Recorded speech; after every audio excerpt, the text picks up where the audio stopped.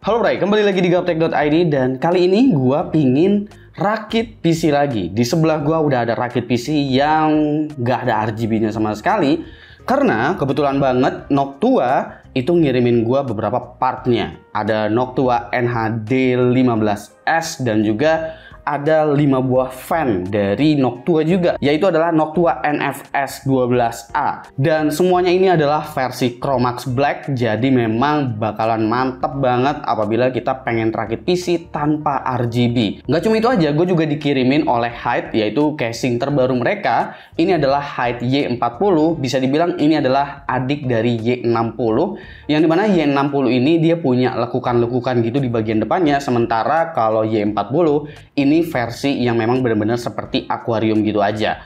Gamer Nexus juga udah bahas untuk casing ini dan memang seperti casing-casing tipe akuarium pada umumnya, itu permasalahan utamanya memang tentu ada di bagian airflow. Jadi meskipun sebetulnya didesain untuk menggunakan radiator yang tebal, menggunakan water cooling ataupun menggunakan custom water cooling, gue di sini lebih memilih menggunakan air cooling biar airflow-nya masih tetap dapat lebih bagus. Y40 memang menurut gua ada kekurangan-kekurangannya, meskipun ini secara build quality kalian nggak pernah bisa bandingin casing manapun dengan casing dari Hyde ini. Ini casing memang build quality-nya bener-bener kokoh banget dan agak sulit nemuin pesaing build quality dari si Hyde ini.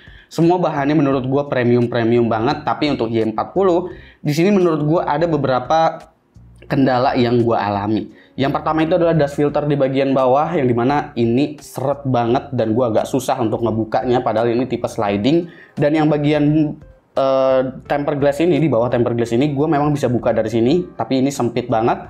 Lalu untuk yang di sebelah depannya itu gua harus dari sebelah sini, dimana biasanya kita menempatkan casing itu pasti agak-agak mepet ke tembok apabila casingnya ditaruh di atas meja, dan agak nggak mungkin untuk ngebuka dust filter yang bagian belakang sini.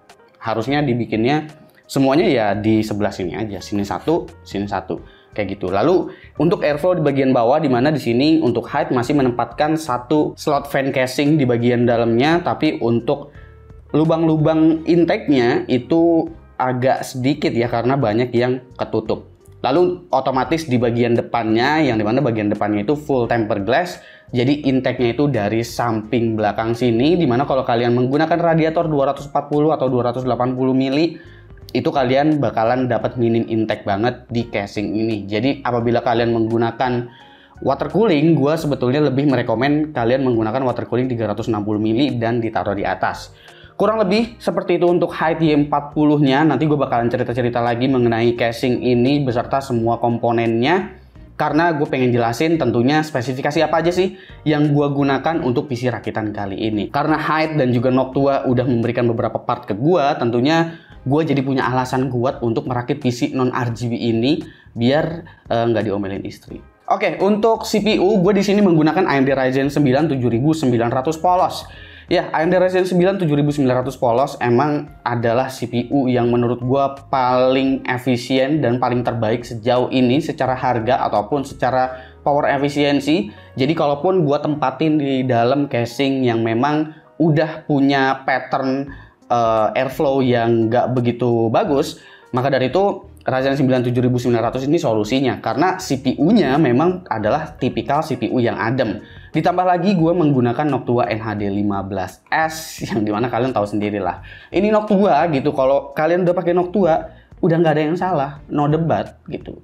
Lalu untuk motherboardnya, gue menggunakan X670E Aorus Master. Ini gue comot dari testbed gue sebetulnya, karena mungkin yang udah ngikutin Gaptek tahu kalau testbed untuk platform AMD di Gaptek itu menggunakan X670E Aorus Master. Ini sebetulnya adalah motherboard X670E versi paling kelas atas yang harganya masih di bawah 10 juta rupiah, dimana motherboard lain rata-rata udah ada di angka 10 atau 11 juta. Ditambah lagi juga dengan warnanya, apabila RGB-nya dimatiin, kalian bisa lihat sendiri, ini matching banget dengan Chromax Black. Dan juga casingnya ini matching banget gitu.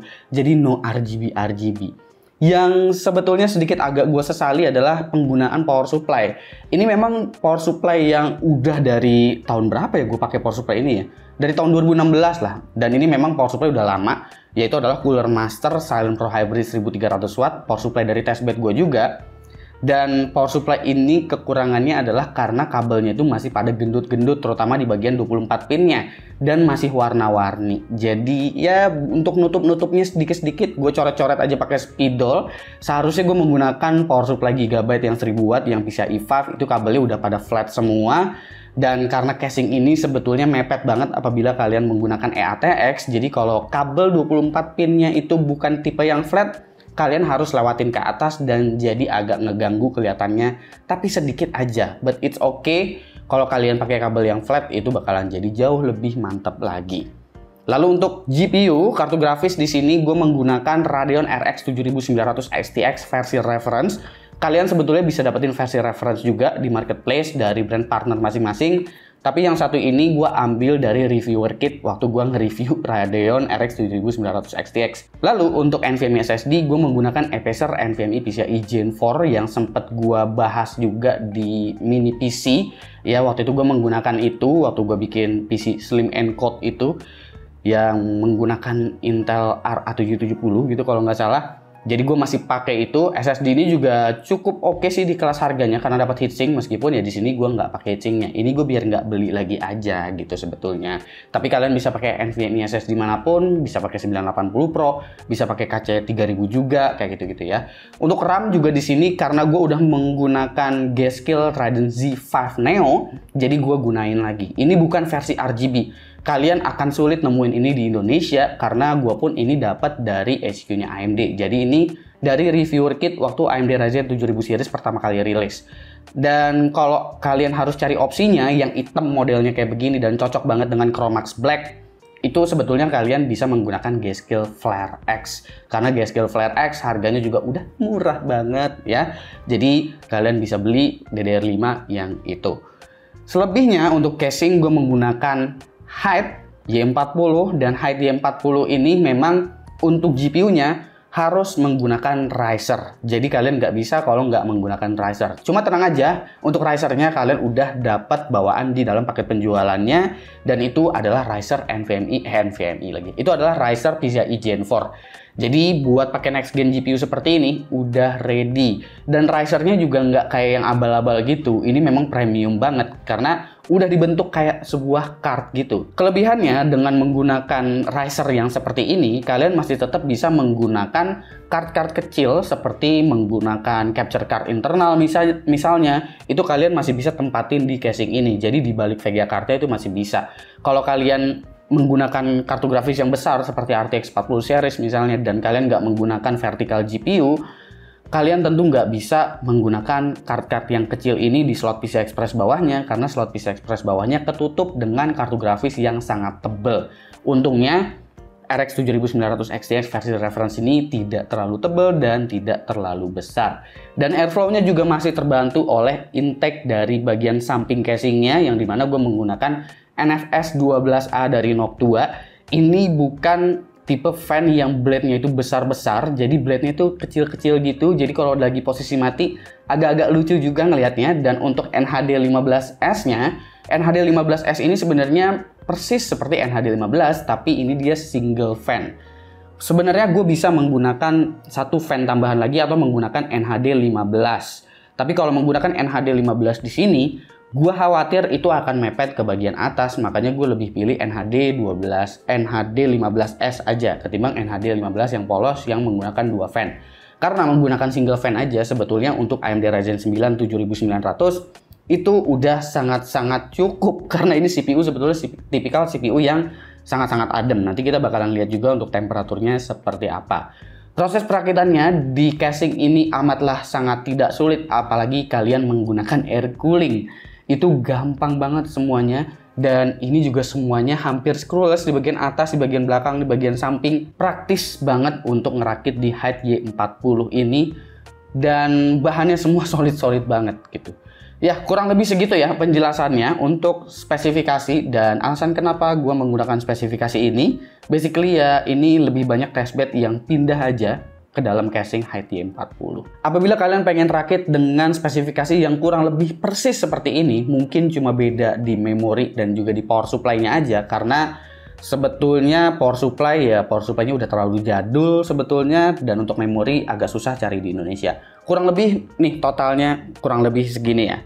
Oke, sekarang kita cek aja untuk performanya seperti apa. Dengan budget segitu kira-kira kita bisa ngapain aja sih dengan PC yang full black tanpa RGB seperti ini. Oke, di awal ini gue bakalan kasih tahu dulu untuk CPU temperatur saat lagi menjalankan stress test Cinebench. Di sini untuk Ryzen 9 7900-nya itu maksimum temperaturnya ada di angka 67 derajat Celcius aja, sementara idle-nya ada di angka 48 derajat Celcius. Untuk GPU temperatur saat menjalankan stress test lewat 3D Mark, beberapa Radeon RX 7900 XTX mengalami hotspot di 110 derajat Celcius. Tapi untuk GPU yang ada di gua ini, gua nggak mengalami 110 derajat Celcius sama sekali untuk GPU hotspotnya ya. Meskipun ada di dalam casing, di sini hotspotnya masih ada di angka 90 derajat Celcius, sementara GPU temperaturnya masih aman banget di 71 derajat Celcius dengan GPU clock sekitar 2315 MHz. Kemampuan CPU di sini juga masih sangat-sangat baik. Ryzen 9 7900-nya masih mendapatkan skor sekitar 24 ribuan sampai dengan 25.000 dengan single core ada di angka 1964.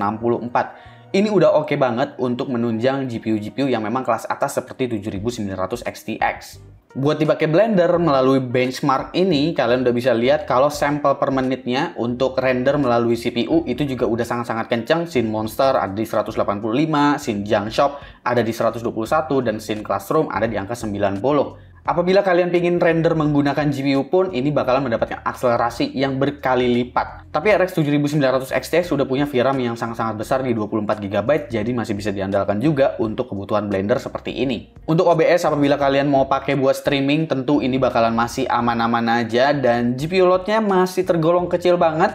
Kelihatannya encoder dari RDNA 3 memang jauh-jauh lebih beres daripada RDNA 2. Jadi semoga drivernya terus bener seperti ini. Untuk permasalahan driver, di sini gue menggunakan driver versi Adrenalin 23.3.1 ya, sebagai catatan aja. Jadi semisalkan kalian menggunakan versi yang berbeda, mungkin akan menghasilkan performance yang berbeda juga. Editing di Adobe Premiere di sini untuk ekspor ke 4K dari project 4K lagi beres dalam waktu 51 detik. 3D Mark Fire Strike Ultra punya skor yang sangat-sangat tinggi, ada di angka 19.800 lebih. Ini tentu udah ngelewatin RTX 4080 sekalipun ya, meskipun kalau kita bicara harga sebetulnya 7900 XTX ini punya harga yang memang sangat-sangat kompetitif. Paling yang agak sedikit rendah di level ini tentu di bagian ray tracing-nya, karena untuk ray tracing-nya apabila kita cek di 3D Mark Port Royal, skornya masih ada di angka 15.600-an aja. 3D Mark Time Spy Extreme juga menghasilkan skor yang sangat-sangat baik, ada di angka 14.263.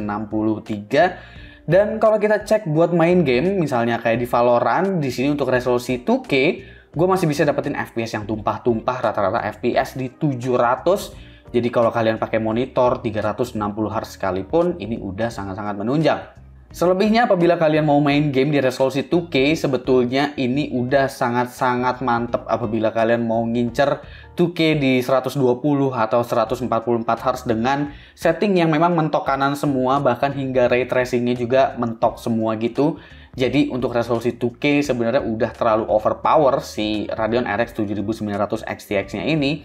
Dan untuk resolusi 4K, apabila kalian menggunakan ray tracing, itu sebetulnya rata-rata hampir kebanyakan itu bisa mendapatkan 4K 60 FPS, baik itu native ataupun menggunakan bantuan dari FSR. Tapi apabila kalian nggak terlalu concern dengan yang namanya ray tracing, sebetulnya di resolusi 4K, setting mentok kanan semua, itu udah bisa lumayan tumpah-tumpah sih. 4K 90 dan beberapa 4K 120 itu masih bisa kekejar dengan Radeon RX 7900 XTX ini. Ya, kurang lebih segitu PC yang gue rakit tanpa RGB kali ini. Sebetulnya motherboardnya punya RGB, tapi memang sengaja gue matiin karena pada saat posisi RGB-nya mati itu benar-benar jadi klop dan matching banget menurut gue dengan casingnya dan juga dengan gullingnya.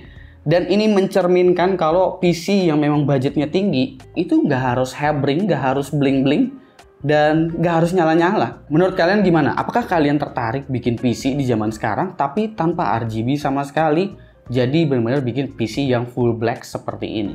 Komen di bawah dan kasih pendapat kalian masing-masing. Gue Suki, dan seperti biasa sampai jumpa di lain kesempatan.